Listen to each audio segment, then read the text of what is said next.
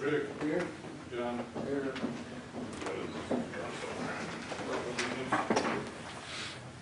Allegiance to the flag of the United States of America, and to the republic for which it stands, one nation, under God, indivisible, with liberty and justice for all. Motion for the consent agenda. So moved. Second. Motion second, all in favor? Aye. Opposed? Public input, this is the time and place for discussion items not already on the agenda with the time limit of 3 minutes each. Discussion of possible action in reference to Halloween closures, trick or treat hours. So this is just, I come in every year for the road closures. We're going to do our event from 5 to 7 on October 31st. So it would be Jackson in Maine, Walnut in Maine, Market in Washington, and then I will close it down right after the alley. That way there's still alley access. The alley behind Southeast Lynn and Washington Street. So.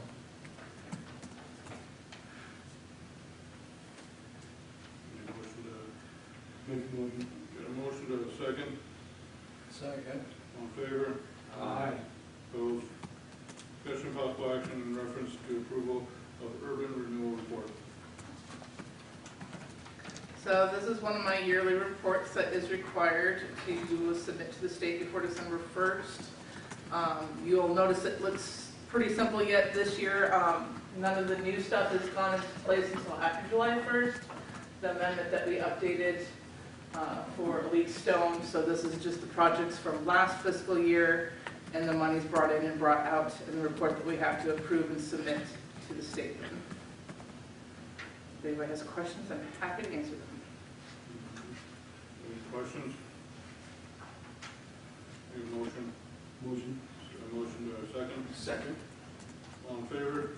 Aye. Opposed?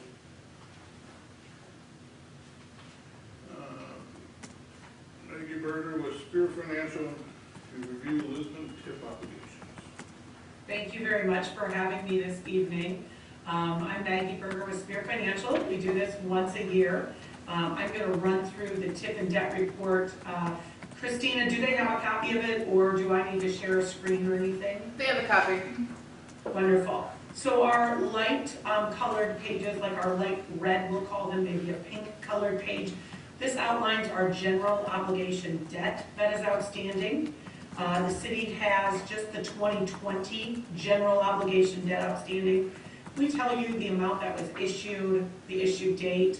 The TIC up there in that upper box is the true interest rate. And then we give you the principal and interest schedule. We've drawn a line under the principal in 2028. That's when these bonds become callable. That just means that you, at your option only, would be able to call these bonds in, pay them ahead, pay them off, or refinance them. The interest rate on these bonds is a 1.2379%, and with interest rates hovering right around 4% right now, unless interest rates drop dramatically to about 0, we're probably not going to be in a position that you would refinance them for any type of interest savings. But it gives you that ability at that time or after to pay them off early if you would have revenues ahead or pay them down. You are paying that 2020 debt with a couple of different revenue sources. You're using some TIF revenue, and then you're using some sewer revenue. Part of that 2020 debt was a refunding of the 2011 B bonds. And so we are using some sewer revenue and water revenue. You are also using some property tax revenue. The next page is kind of an orange color. This outlines the revenue debt that the city has outstanding. This does not count against your debt capacity, these revenue debts. But as you can see, you have one water revenue note through the state revolving fund or the SRF fund. That was from 2009, and it'll be paid off here in 2029. You also have 2 sewer revenue notes from the SRF program. Those, all 3 of them have low interest rates of 2% on them. And those were a little in 2018, and then there were some follow-up. And if I remember correctly, We had a project slated and did that project. There were some additions made to that project, just due to, I think, low bid letting costs. So the city added some on, so we had to take out a second or supplementary loan to add some of those projects on. The biggest takeaway on this page is that there's 0 property taxes that go into paying this debt. This debt is required by the loan agreements that were signed that you pay this debt with the revenues of each of those utility systems, whether it's water or sewer. So there cannot be any property taxes levied for this debt now or in the future. We do have a couple of TIF rebate obligations outstanding that have been implemented at this point in time. You may be in discussion on some other ones, but these are what we have outstanding. We have one still for what we call the budget blinds. This was a not to exceed or an NTE amount of $350,000. This one could be out there till 2031, but as you can see, we've really got it only going out there till 2028. Their valuation has proven to be more than I think that was originally estimated for what we could rebate back to them. So your rebate, although it's a sliding scale downward, meaning in 26 you'll rebate at 60% of their TIF availability, 50% and 40% going down. We anticipate that you will meet that not to exceed number earlier rather than taking it all the way out till 2031. The agreement writes that once you hit the not to exceed, it's done, and if you never hit the not to exceed, it's done then at the maturity date, which is the 2031. The other one we call Goose Bay Properties LLC. This has a not to exceed number of $1,500,000, much larger. This is not a sliding scale. This is an 80%, and this does go down there till 2038. What you can see in this rebate is we don't anticipate anything in fiscal year 27, which is what you would be certifying for. We likely will see some valuation coming on, and for the first time in fiscal year 28, which means that's a new valuation, potentially new valuation by 1/1/26. January 1st of 26 won't pay taxes till the fall of 27, spring of 28. So we do kind of add all those total rebates here, and that does lead us then to our next page, which is yellow. The rebates column that coincides with the page that you just saw is that purple column. Otherwise, we do pay that 2020 debt. A couple of different portions of that 2020 debt is paid with TIF revenues. The 2011B that was refunded in 2020 is paid with TIF revenues. And also you had part of that as a sportsplex project for the city, and that portion of that debt is also paid with TIF revenues. So we've got those. Kind of in the center of that page, you've got a transfer to your downtown reinvestment fund. And then we've got an interfund loan that is related to the Goose Bay rebate, and that was you doing some infrastructure work, saying that you would take on that infrastructure work and that you would pay yourself back through an interfund loan, meaning you would certify it to TIF over the next 4 years. We've got a not to exceed amount in there of $130,000. If that project comes in a little bit less, you won't actually certify all $130,000, but that will be paid back to the city's coffers where that money was spent from with TIF revenues. The fiscal year 27, we've drawn an arrow to that amount, and it shows that between your rebate obligations for 27, your downtown reinvestment, and your general obligation debt that needs to be paid, you need to certify approximately $193,278. Now, I say that number approximately because typically we tell you, it's best if you certify a little bit more because TIF, revenue might not come in exactly where you anticipated it. TIF tax rates could change, things like that. A couple of last sections here are green pages. We're going to look at column number 2 and read straight down. The city has actual 100% property valuation within the city limits for fiscal year 26 of $245,275,000. That gives you a statutory debt limit at 5% of $12,263,000. You have outstanding general obligation bonds of $3,630,000, and you're gonna pay TIF appropriated rebates of $47,054 this year. You will also pay back $385,000 in principal. This leaves you debt remaining, that's debt capacity that's not obligated, of $8,971,000, or about 73.16%. Most cities that we work with tell us they don't ever want to issue more than 80% of their total capacity. So we've deducted $2.4 million, which is 20% off of that original number, and that leaves you about $6,518,000 of remaining capacity. That's a really healthy number. We know the city of Lisbon has grown through the years. We know that you might have other projects coming up in the future, maybe even projects that you haven't planned for yet, but that could come up. We don't doubt that you don't have enough debt capacity at that $6.5 million number to do those projects. Remember, revenue type debt, sewer, water, like those big projects, they're not going to count against your debt capacity as long as we do them as revenue debt. So these would really be infrastructure, any type of incentives that you're doing, to help the growth within your community. That just goes on for a couple of pages, just to kind of show you what things are going to look like in the future. And then we get to our blue pages. This is the section where we talk about how much growth has occurred in your TIF areas over time since the inception of those TIF areas. In column number 2, reading down, you've had commercial growth of about $7.6 million. You can see that number is lower than last year, and really what that means is there was likely a TIF district that expired last year and no longer is showing up in this number, and that's okay. That happens from time to time. I did look it up, and that's exactly what took place. And TIF districts have a life of 20 years, and when they expire, it doesn't mean that that valuation goes away.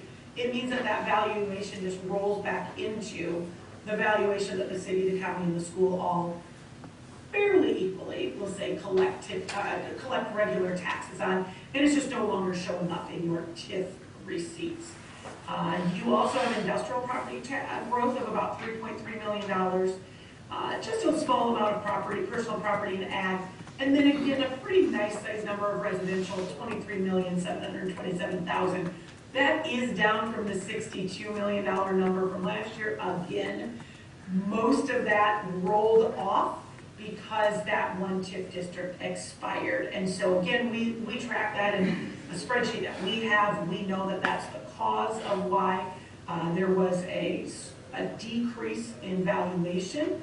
Still at that amount of valuation, that's producing around $611,000 of TIF receipts annually. You are only using, if you remember, $197,000 between the items that you need to certify, things that you need to grab for fiscal year 27. So, you still have about $417,000 that you're not claiming. We're not telling you to go claim those. If you were, it would have a negative impact on your general fund, but you're using TIF exactly the way that TIF is intended to be used. You're using it to support the current obligations that the city has outstanding. So that's a whole lot of information in a short amount of time, but I'd be happy to answer any questions that you have about what we just talked about, or anything else related. Any questions? I don't think anybody's got anything. Thank you very much, Maggie. Thank you. I'll stay on and just listen for the next few items, which are all related to TIF, and then I will excuse myself. So thanks very much. Resolution 32, 2025, approving TIF certification to county. Make a motion to approve the TIF certification to the county. Got a motion, got a second? Second. Nate? Aye. Rick? Aye. John? Aye. And Kevin's on right now. And Kevin? Aye. Resolution 33, 2025, approving annual appropriation urban renewal. Motion. So moved. Second. A motion second. Kevin? Aye. Rick? Aye. John? Aye. Nate? Aye. Resolution 34, 2025, approving TIF rebate transfer. This is for budget lines for 47054. Motion to approve. Motion and a second. Second. John, Aye. Rick, Nate, Aye. Kevin. Aye. All right. Thank you, Maggie. Thank you all very much. Have a very wonderful night. You too. Set a public hearing for budget amendment number 1 for fiscal year 26 on November 10th, 2025. This will be our first budget amendment for the year, and we'd like to have that on November 10th. So if we could get a motion for that, that'd be great.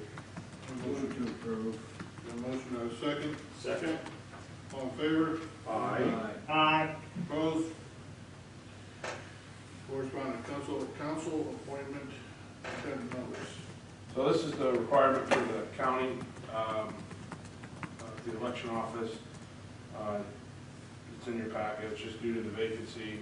We have to appoint within 60 days of the resignation, which would be the 29th of October. So technically we have to appoint someone by October 27th. And then the election takes place on, I believe it's the 4th. And then the certification of the election is November 12th.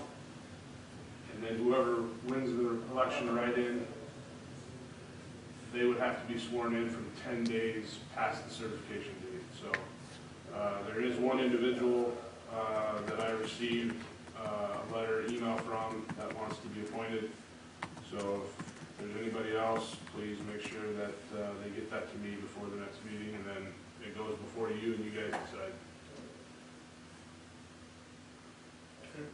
But it is an appointment, it's not a special election. Correct, because Just long story proximity short, to the current. correct. Yeah. If you had a special election, it would take longer to set that up, and the new election, since it's a vacant seat, would trump the special election. So it just doesn't. Okay. And then you could get into all kinds of scenarios where if 2 people were there and you appointed one and the other one won, they'd actually be there for one meeting and then they'd be removed for the next meeting. So it's kind of weird, but it's just how everything fell. And an open seat was that seat, so. Okay. Any questions? The engineer report. It's not on. He's not on tonight. Public Works. Okay, we hauled sludge this weekend. I think it started Saturday and finished Saturday. So if anybody's seen a lot of traffic coming in and out of the sewer plant, we got that done Saturday. Touch base, talked to Brandon and the electrician. They're hoping to get their electrical pipes in the ground so we can get that concrete pad poured for the equipment room out there. Cemetery cleanup should be finished up this week, and then people are able to put their stuff back out there. Well number 5 update is all the 8-inch water line has been put in. We've got just over half of the 6-inch in. We did run into some limestone out there and ended up having to get a bigger piece of equipment in to run a bigger breaker so we could break that. Good and bad. The only good out of it is we're doing it in-house, so it's not a huge change order. So the bad is we had to run a piece of equipment we didn't think we were going to have to, and it's taking us a little longer, but still moving right along. We're hoping, I talked to Drayton earlier, they're done with parking wrecks out there. I'm hoping by the end of this week, if not first couple of days of next week, we'll be starting on the street/sewer portion, so we'll close that area to traffic until we're done with our work in the intersection there. Any questions? Any questions, Travis? Parking lot. Well, we just wrapped up flag football and soccer. Everything went very well for that. We will move into girls basketball at the end of this month. And after that, we'll move into boys basketball after the first of the year. The only event that we have coming up is our Halloween Town event on October 31st downtown. So we just did the road closures and everything for that. So just getting ready for that. Okay.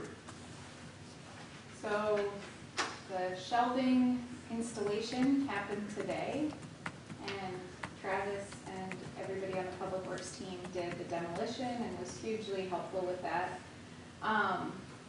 It should be finished up this week, and then we should be able to open next Tuesday, the 21st. We still have to put the books back on the shelf once all of the final things are done and painting and everything.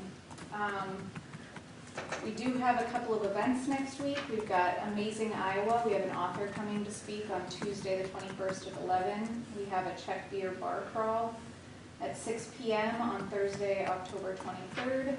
We have a couple of events on Saturday. Writer's workshop in the morning at 10, and then a hike at Palisades Kepler to look at mushrooms at 1 p.m. As far as events we've recently had, we've had our second cooking class. This is funded by the Chiha Funds donation, and we've posted pictures of the first cooking class, and it was the most viewed Facebook post in all of library history as far as like our Facebook posts. So we had like 4,000, 5,000 views on that post. And we had a farm story time recently that went well out at Morning Glory, or Rhubarb Botanicals. So we partnered with the Cole Library on that and had about 30 people show up. So it was a fun morning last Saturday. That's everything. Any questions for everybody? Thank you. Police department. I did put the report on, printed it off for you guys. Ambulance. I don't have anything for anything. Fire chief. The only thing I have is Cedar County is, I believe they're still in a burn ban right there. Yeah. Just be careful if you're out burning.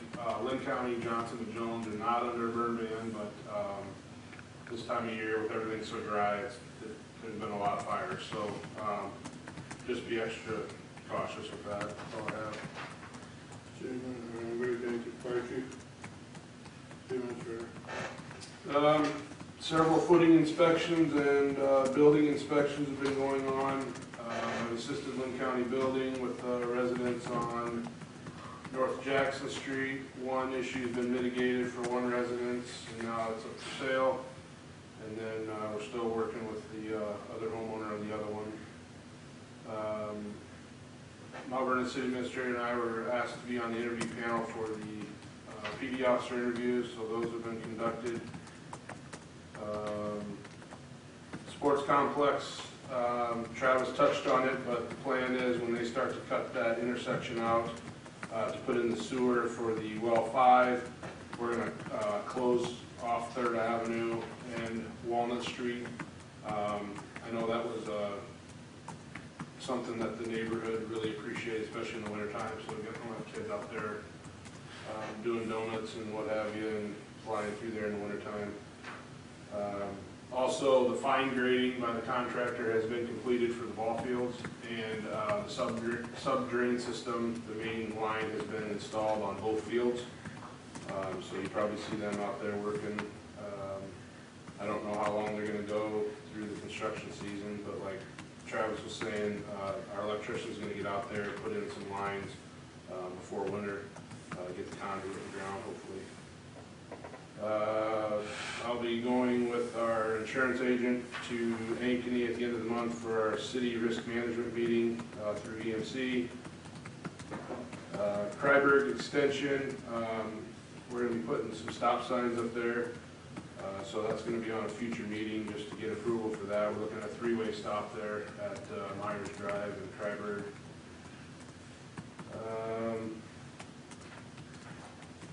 And then today the yard waste truck through Johnson County LRS broke down, so they will be in town tomorrow. So if you have yard waste out, hopefully by the time, if you're not watching this tonight, it'll already be picked up by the time you hear this, but just so people know, if you have issues, please give us a call.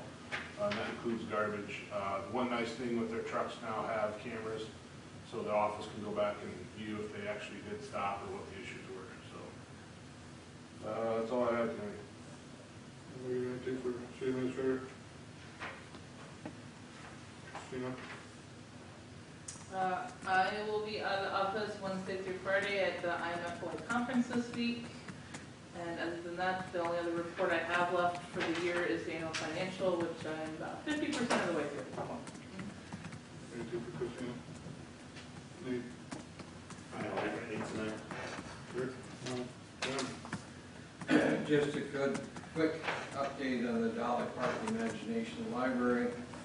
We've done very well in the years we've had that. And since a little over a year ago, we added the Mount Vernon zip code.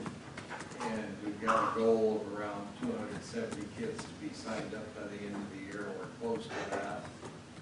When we started out, it was about $25 and some cents per child per year.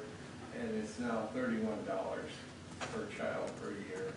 So we will be going out and having a fundraising campaign here in the next year, so we don't get behind. We're doing real good so far, but we'd appreciate consideration from the public in Mount Vernon-Lisbon on supporting this very great program.